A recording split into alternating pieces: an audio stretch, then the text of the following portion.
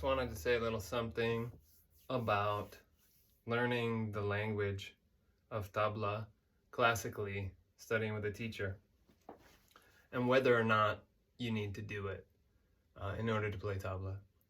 And the answer is yes. You absolutely need to do it. You absolutely need to learn the traditional way. You need to learn the vocabulary of Tabla in a traditional way from someone who really knows what they're doing.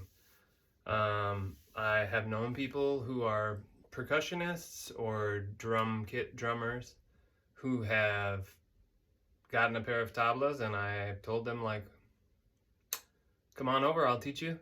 And they were like, yeah, maybe I think, I've got a pretty good idea of like how to do it, and I'm having a lot of fun messing around. I'm like, okay, cool. See how long that lasts. It doesn't last very long because you can't do anything with them, really. You'll have fun messing around with them for a couple weeks, couple days. You are really quickly going to hit a wall because there's no way your technique will develop enough for you to play well and enjoyably for yourself, nearly at the level that you could, just by practicing the traditional way. It's really crucial. It's so important.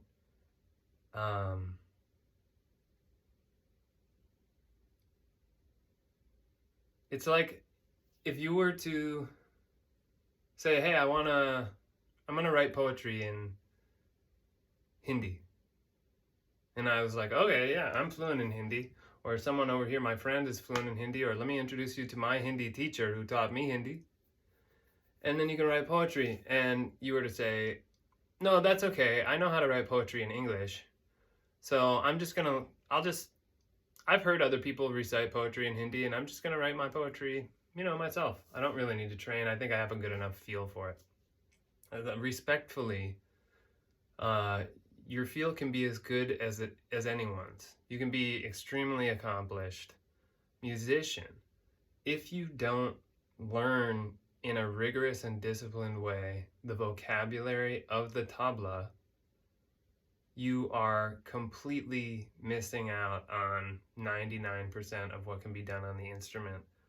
And it's also just really, in my not so humble opinion, arrogant to say, all those great masters who dedicated their entire lives to figuring out how to make these things sing, I don't need to look at what they did because, I got my own jazz. I got my own juice that I'm going to throw on it. You have the opportunity to stand on the shoulders of giants. And if you don't take that opportunity to climb yourself up as high as you can get and look around from the platform that they built for you, which is the incredible language of this instrument, the recitation, the poetry of it, the peshkars, the kaida, rela, every form of it, tukras, gats, every amazing, beautiful compositional form, and every little phrase, every little word, every syllable, and how it's built, how those phrases are built. If you don't take the time to go do that, just don't waste your time with this. Go get something else. Get a different drum. Get yourself, a nice hand drum. You can grab a djembe from Musician's Friend or from any local music store, and you can play a lot of, you can completely eschew the traditional djembe tradition, which has so much richness and depth, and just play yourself a lot of nice rhythms on that drum in a much easier way that can satisfy you than these. Don't mess around with these. That's not to say that the tabla and the djembe are different. I'm not saying one is better than the other. Like I said, the djembe has a tremendous depth of lineage and real rhythm and tradition, which is boundless. But I think it's more accessible and more enjoyable to play if you don't really know what you're doing than the tablas are, which are much more difficult to produce the basic sounds, all finger-based. All right, so that's my little rant.